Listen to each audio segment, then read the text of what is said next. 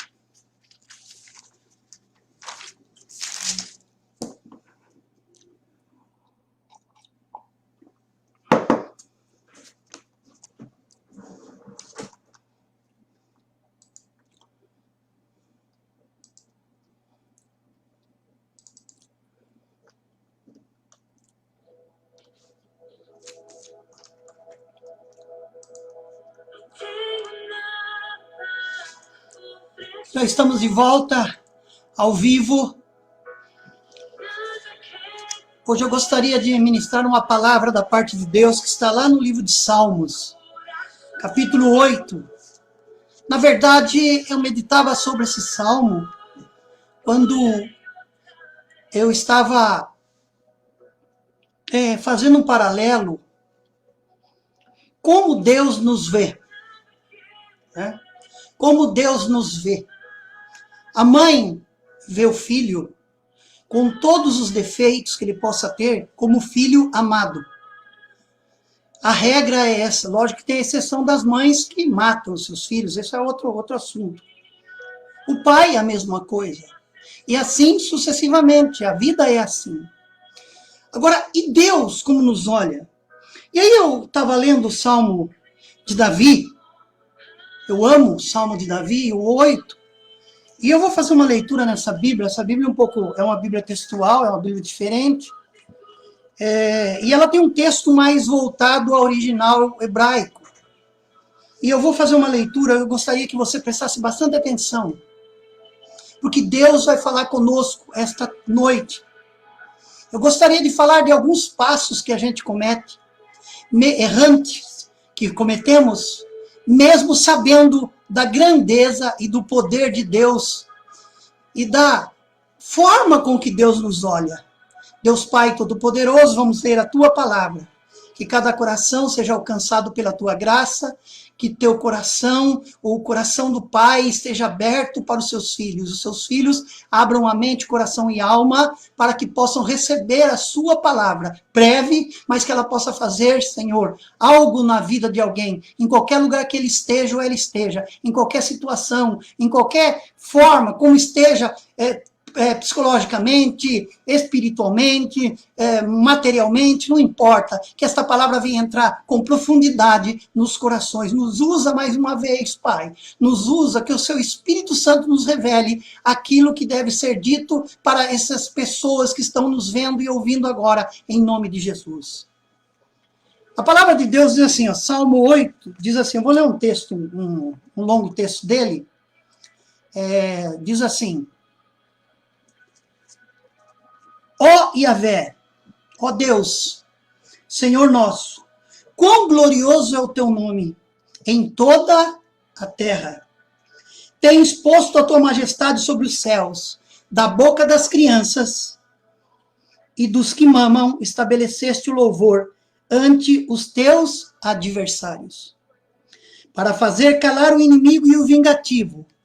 Quando contemplo teus céus, a obra dos teus dedos, a lua e as estrelas que tu firmaste, digo, o que é o homem para que te lembres dele?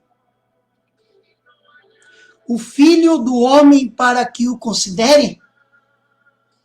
Fizeste um pouco menor que os anjos, coroaste-o de glória e honra, fizeste-o dominar sobre as coisas debaixo de seus pés, ovelhas e bois, tudo isso, e também os animais do campo, as aves dos céus e os peixes do mar, tudo quanto atravessa a senda dos mares.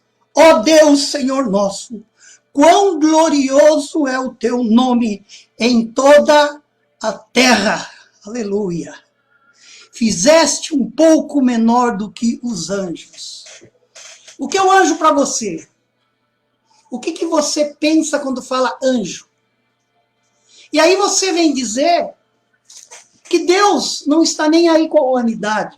Não, Deus colocou a humanidade na terra, o homem pecou, Deus colocou a livre escolha, o livre-arbítrio e as ferramentas na mão do homem e disse, ó, a terra é sua, você vai do seu suor conquistar sua comida, seu alimento. Você vai multiplicar, a mulher vai ter dor de parto, você vai tomar uma mulher dos pais, vai levar para sua casa e vocês vão formar uma só carne, uma família. Deus foi estabelecendo algumas coisas como o pecado. Então quer dizer que Deus, mesmo sabendo o homem errante pecador, desobediente, ele estabeleceu uma aliança. Vejam que a cada tempo na Bíblia, isso é longo, não dá para fazer isso em pouco tempo, mas a cada tempo, a cada momento bíblico, você vê Deus estabelecendo alianças. Aliança é um pacto, é um contrato, é um acordo. Né? E Deus fez o acordo com o homem, quando ele tira o homem dos ossos, vocês vão sair daqui, porque o Éden não lhe cabe. Mas eu estarei contigo. E aí Deus vem em Deuteronômio dizendo que escolheu o homem, escolheu Israel, aí vem levantando os profetas, vem levantando os reis, juízes, sacerdotes, e vai estabelecendo, vem até Jesus, que morre na cruz por nós e que estabelece uma nova aliança no sangue do inocente, para que o sangue do culpado, que somos nós, pudesse ser justificados diante de Deus. Por isso, o pecado, ele nos rodeia, nos atormenta, mas ele não nos pode fazer mais escravo. Por quê? Porque Deus estabeleceu conosco uma aliança de salvação. Aí você pega os anjos que estão na glória do Senhor, os ministros do Senhor, estão para fazer a obra, honrar a Deus a toda noite, e todos os dias. E ele diz aqui que ele me fez um pouco menor do que os anjos. Ou seja, eu tenho algo de 2 centímetros, é baixo para 1,8 centímetro. Eu tenho algo menor um pouco do que 2 centímetros, 1,8. Pois é, eu estou estabelecido num patamar que ele disse, ele fez todas as coisas e ele coloca nas mãos do homem, das suas mãos, o domínio. E Deus lhe dá algo que o mundo não dá, que é a sabedoria de Deus. Porque nós podemos fazer um paralelo entre conhecimento, entre o saber e a sabedoria. O conhecimento você adquire na escola, nos livros, na convivência, no erro, no acerto. Você vai adquirindo conhecimento. Você vai para a faculdade, vai para a escola, aprende 2, e vai, aprende álgebra, aprende tudo, e um dia você tem conhecimento. Você estuda direito, você vai, faz pós, vai para a magistratura, vai para o Supremo, tira o Supremo, que eu não considero mais como o centro jurídico de um povo. Eu não considero, porque eles fazem a lei de acordo com a cabeça deles. E quando eu abro um parênteses aqui, nós que militamos na área do direito, nós ficamos até enojados, né, quando ouvimos alguém pegar um texto da Constituição e transformá-lo ao seu bel prazer, ao gosto do freguês. Você quer pão com manteiga, com margarina, com mortadela, é mais ou menos assim que funciona a coisa. Mas vamos falar de coisa boa. Deixa eles lá que um dia Deus vai colocar as mãos, e um por um vai responder diante de Deus aquilo que vem fazendo contra, principalmente, a igreja de Cristo. Pois bem, vamos voltar para a palavra, que é muito melhor. Vejam, irmãos, você estuda, você tem um preparo, mas aí você tem a sabedoria. Eu estou falando com pessoas que, talvez, para assinar o nome, demora. Nós, advogados, às vezes as pessoas ficam chateadas, às vezes, assim, como pode dizer, constrangidas, não posso dizer, mas ficam assim meio estranhas, porque você pede, assina aqui para mim a procuração, a pessoa não sabe escrever, às vezes, direito o nome.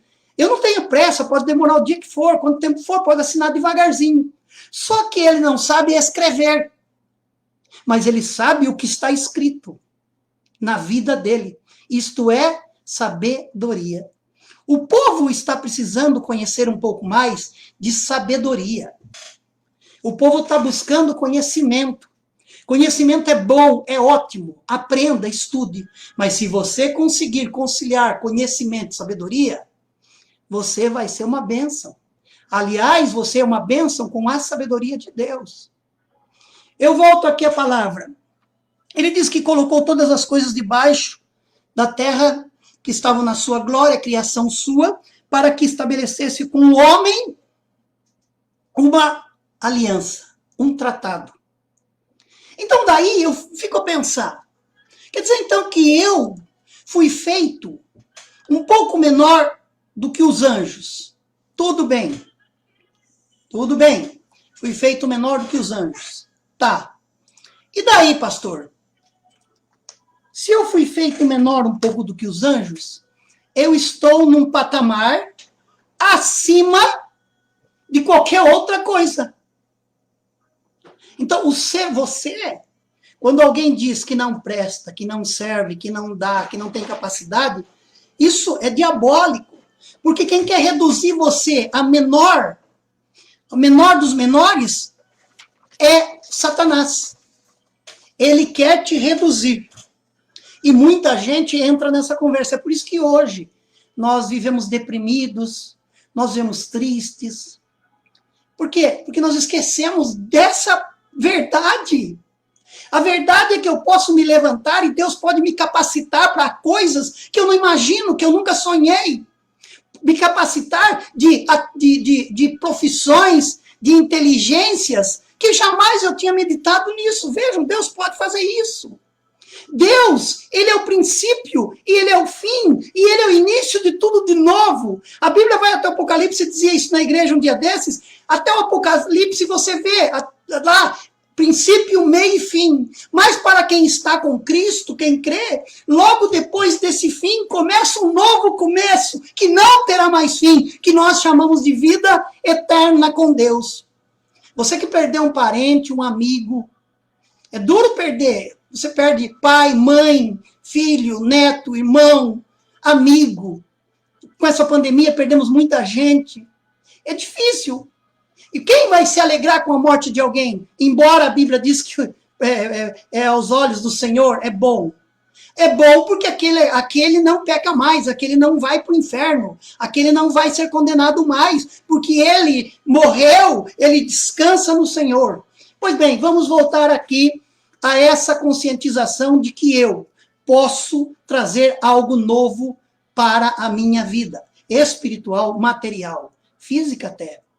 Vejam que quando alguém inventa ou cria uma medicação, por exemplo, esse alguém, ele não vai do nada, pá, ele vai testando, mas ele teve um lapso de sabedoria divina para abrir o seu conhecimento e expandir a sabedoria para que ele possa desenvolver aquela criação. O avião, a penicilina, o relógio de pulso, essa beleza chamada internet. Tudo isso não foi, não, mas Deus vai dando os lapsos. Deus vai ensinando. O problema é que a gente não presta atenção, porque a gente já vai falar com Deus quando está precisando de uma coisa, às vezes está enrolado num processo, estou falando da minha área, você vai, Deus, eu estou precisando dar uma resposta aqui. Qual é a resposta que eu posso dar? Aí você diz, Deus diz assim, olha, preste atenção no que eu vou te dizer. Eu vou te mostrar. Deus fala conosco de várias maneiras. Deus fala conosco pela sua palavra. Deus fala conosco pelos louvores. Deus fala conosco por várias situações. Mas Deus fala conosco até por situações que nós não gostamos. Essa pandemia, Deus está falando conosco. Que é importante a família, que é importante se cuidar, que é importante ter uma vida abençoada e abençoadora, que é importante estar na igreja. Hoje, nós estamos lembrando como era importante estar na casa de Deus. Pois bem, o homem mesmo sabendo, ele comete alguns passos errados. Hoje eu recebi, um dia desses eu recebi um texto de um pastor muito famoso, um pastor americano, que ele fala sobre alguns passos errados que nós fazemos. Primeiro, nós muitas vezes ficamos frustrados. A frustração nada mais é que não obter o resultado daquilo que eu invisto. A frustração é a esperança que se vai, que se adia, que se perde. Isso é frustração. Se você tenta descobrir tudo na sua vida, você vai ficar muito frustrado, não é? Às vezes você vai fazer o que acha, vai pensar que acha que faz a vontade de Deus, e vai dizer, eu pensei que Deus estava me guiando, eu pensei que Deus estava no controle para começar esse negócio, mas eu fracassei. O que você faz quando não tem mais resposta? Você fica frustrado. Mas você pode vencer isso. Como? Continue confiando em Deus, sabendo que Ele está trabalhando no seu caráter, durante todas as circunstâncias, e que tem planos bons para você. Quando você se frustrar, tenta de novo. Alguém disse que o inventor da lâmpada teve que queimar talvez centenas de lâmpadas ou dezenas de lâmpadas, de erros para acertar uma vez. Não é na primeira marretada que se racha a pedra. Às vezes é na terceira, ou na quarta, ou na centésima. Se cada frustração você enfiar a mão na cabeça, baixar e ficar como com a cabeça enfiada na terra, como um avestruz, você não vai ter tempo de raciocinar. Você tem que chacoalhar a poeira e retomar a vida. Não deu certo esse negócio. Deus, eu estou precisando. Ele vai revelar outro. Você confia no Deus? Então você não pode se frustrar. Muita gente diz assim, e eu ouvi muito isso na minha infância, né? Professores falavam, o que você quer jogar bola? Você nunca vai jogar bola. O que você quer estudar? Você é filho do pedreiro, lá do pedreiro e da faxineira da fábrica. O que você vai querer ser? Nada. Você não vai ser nada.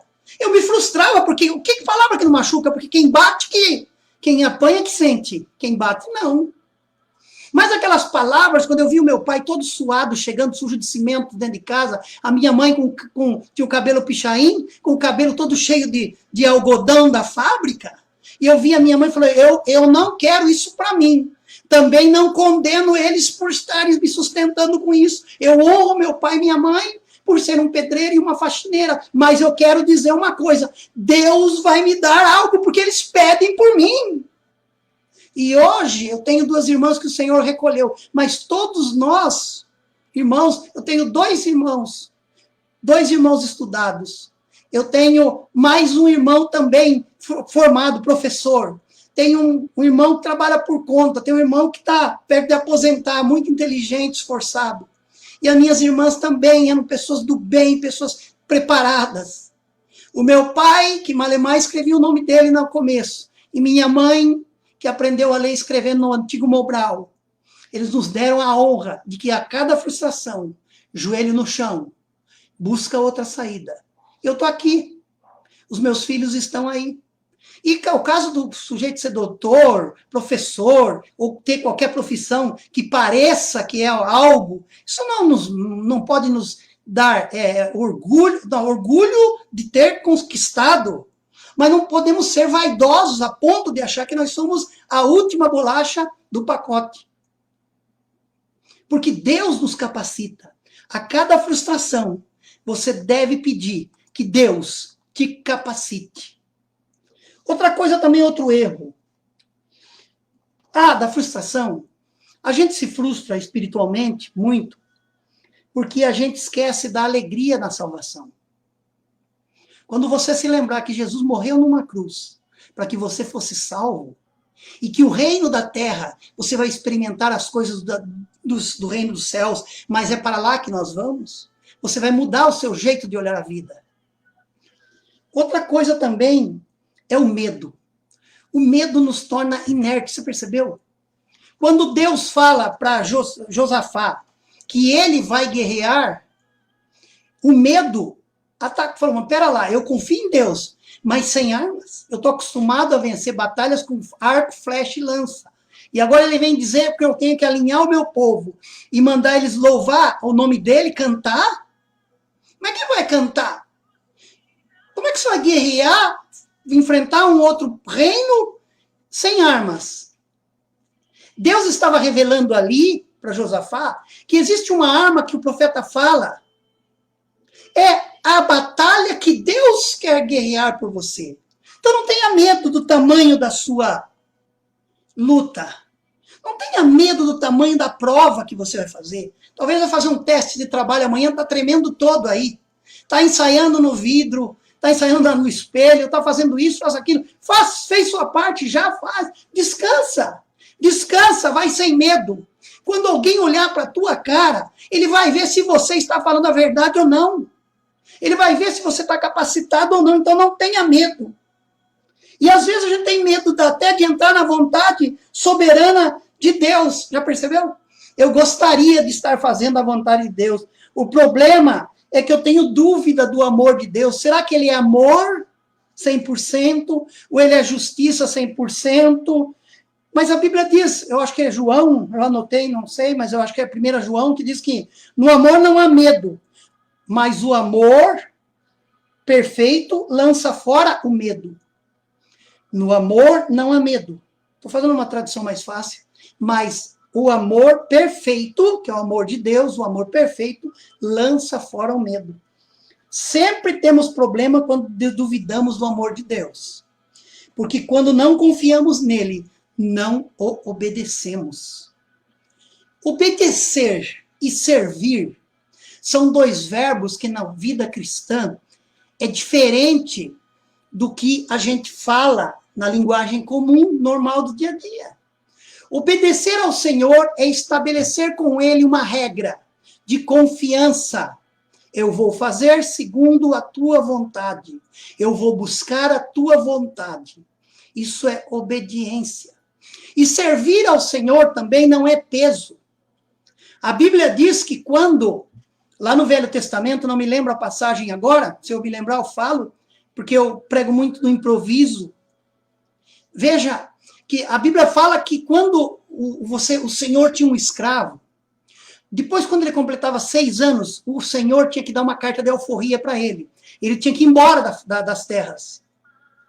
Mas, se este servo retornasse para trabalhar ou servir a esse senhor o levava até a praça e furava a sua orelha, para dizer que ele retornou para servir de livre e espontânea vontade, e que agora ele não tem dono, ele tem Senhor.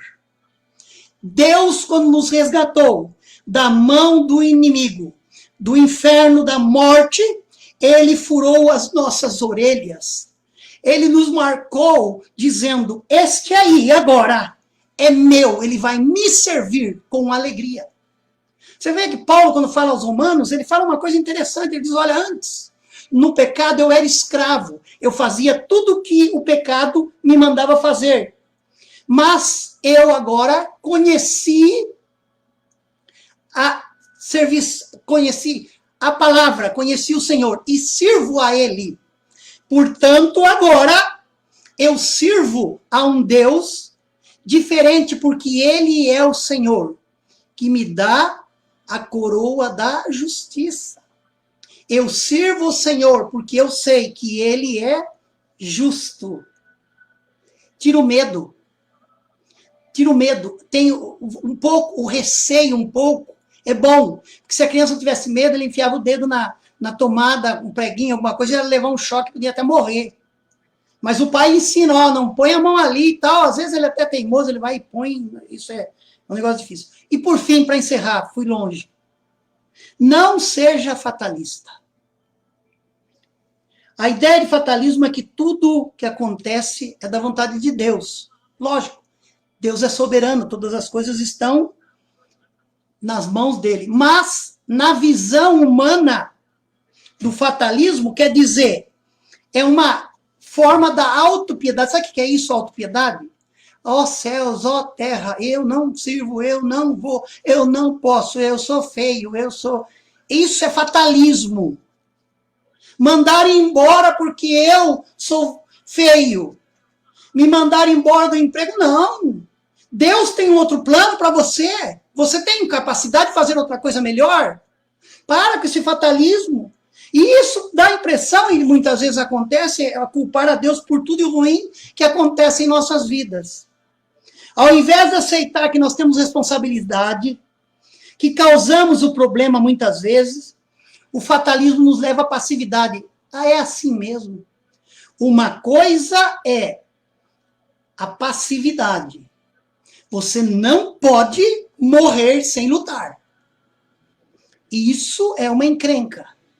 Você não pode desistir dos seus sonhos sem lutar por eles. Você não pode fechar o livro se Deus ainda falou que não chegou à última folha. Você precisa levantar a tua cabeça e não viver essa vida da autopiedade, essa vida do fatalismo, essa vida do fracasso. Ah, eu me fracassei, meu casamento não deu certo. Só o seu? Ah, mas isso não devia ter acontecido comigo. Eu também acho que não devia. Eu não devia ter perdido meu pai e minha mãe, eu não devia ter perdido um neto, eu não devia ter perdido um emprego, eu não devia ter feito isso. Tá, mas só não ia acontecer isso comigo se eu tivesse morrido antes dele, e eu estou aqui de pé. Eu estou aqui em forma, pronto para enfrentar o dia a dia, a luta, lutar pela igreja, lutar para levar um povo a morar no céu.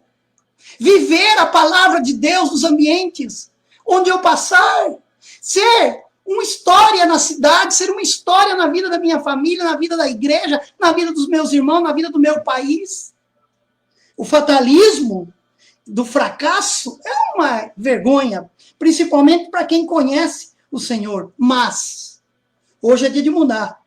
Você vai tirar esse espírito fatalista, vai parar de pensar, eu estou esperando que Deus me traga uma esposa, né? Eu estou esperando que Deus consiga um emprego para mim, eu estou esperando, eu dei meu cérebro, eu dei tudo de mim, e faça isso que você está querendo que Deus faça, que Deus pegue você, coloque no Uber, e leve você entregar um currículo às 6 da manhã, às 8 da manhã numa agência, ou você está indo ao meio-dia, hora de almoço? Hora de almoço, não pede emprego no horário de almoço. Sabe qual é o horário que mais o homem e a mulher ficam irritados? É das 11 até a hora do almoço, até as 13. Porque barriga vazia, meu irmão, mexe com o cérebro. Só vendo quem é comilão. Começa a dar um reverberar lá as ideias, aí você chega e entregar um currículo. Assim, pô, mas essa hora... Quando você vai cedo, não, o cara está começando um novo dia, está tudo, né, é um novo desafio, a não ser que ele seja mal por natureza, porque tem gente que, se você falar um bom dia, ele é capaz até que xingue, né, e nós estamos vendo isso. É um medo, as pessoas estão com medo, mas nós vamos tirar de nós o medo, a frustração e o fatalismo. Confiar em Deus e fazer o nosso, sabe por quê? Porque o Senhor nos fez um tantinho menor do que os anjos. Você já pensou nisso? Às vezes o marido diz para a mulher, você não presta para nada. Nossa, fez bolinho de novo. Arroz de novo. Fala para o marido, puxa vida, você podia ganhar mais. O meu cunhado ganha X, você só ganha isso. Por que você não casou com seu cunhado? Né? Ah, mas você é incapaz, você tirou 9 na prova. Tá, vai fazer a prova e você tira 10. Sabe por que você acolhe essas coisas? Porque você não passou pelo processo ainda de saber que o homem, quando diz a Bíblia que é a imagem e semelhança de Deus, e o salmista que sabiamente diz que ele é glorioso, o nome dele é colocado sobre toda a terra, sobre os céus, e que as crianças o adoram, oh, glória a Deus. Aleluia. Que ele faz estabelecer um louvor na nossa boca perante os nossos adversários. E que quando nós olhamos a criação, nós trememos. E quem é ele para lembrar do homem? Ó, filho do homem, para que considere, para que Deus tenha consideração pelo Luiz, pelo João, pela Maria? Fizeste um pouco menor que os anjos. Coroaste-o de glória e honra. Fizeste-o dominar sobre as obras das tuas mãos. Você foi chamado para dominar. Aleluia. Ah, mas eu tentei. Deus falou para mim que eu ia ter um cargo público, que eu ia, mas não aconteceu nada disso. Calma lá. Foi uma experiência maravilhosa. Eu já passei por quase tudo na minha vida, gente. Eu só não passei fome. Mas eu quero dizer que eu sempre me considerei, aleluia, um pouco menor que um anjo de óculos, ficando careca, um anjo que às vezes está meio fora do ar. Esses dias eu estava pensando, é bom a gente falar com a gente, estava pensando assim, poxa, quantas coisas, né? Aconteceram em um ano, quanta gente se foi. E eu comecei a falar, Deus, porque tudo isso, de repente Deus colocou um pensamento na minha mente, assim, tão forte, dizendo, olha, o que eu tenho para o futuro, o que eu tenho para a sua vida, é tão grande, é tão maravilhoso, que isso você vai contar como experiência, e não como dor. Que Deus abençoe a sua vida. Nós vamos orar agora, eu queria que você orasse comigo, nesse momento, onde você estiver. Fala com Deus da forma que você aprendeu. Eu não vim aqui para falar da igreja evangélica da Palavra Viva, que eu sou pastor. Eu não vim falar de crentes. Eu não vim falar de protestante, de evangélico. Eu vim falar da palavra de Deus. Eu vim falar de um reino de Deus que estabelecido está sobre a terra. A Covid não vai acabar com aquilo que Deus tem para você, meu irmão. A Covid não é suficiente para destruir aquilo que Deus tem escrito em você. Vamos orar. Vamos orar para que Deus possa abençoar a sua vida, a minha vida, e logo depois estaremos encerrando. Muito obrigado pela atenção. Se você puder, compartilhe esse vídeo depois, eu acho que ele fica salvo. Eu vou colocá-lo no YouTube para que todos possam também acompanhar. Vamos orar.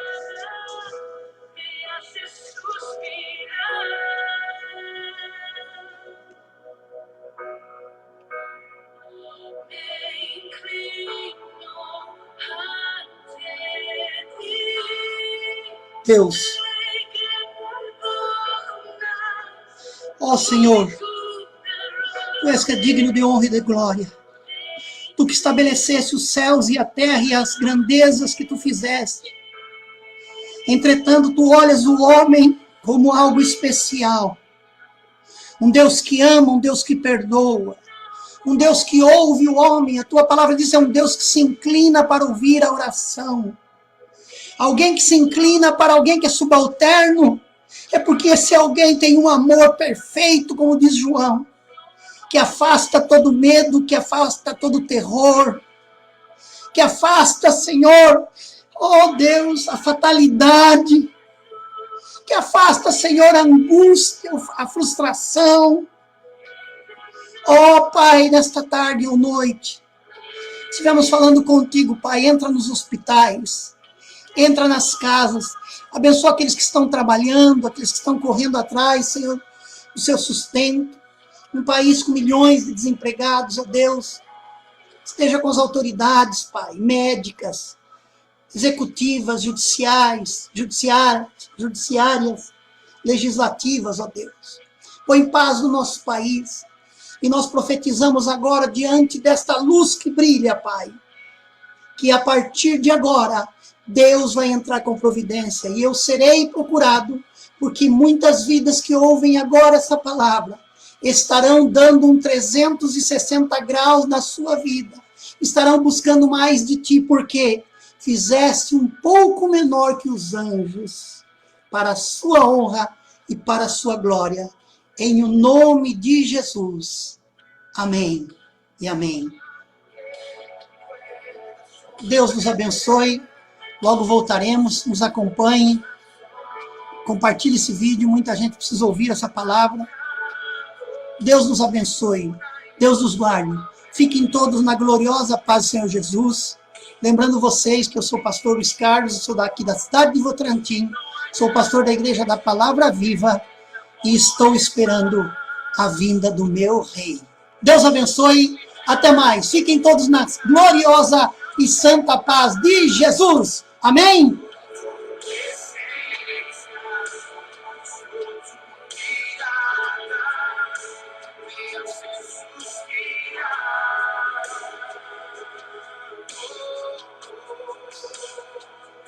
Meu Deus.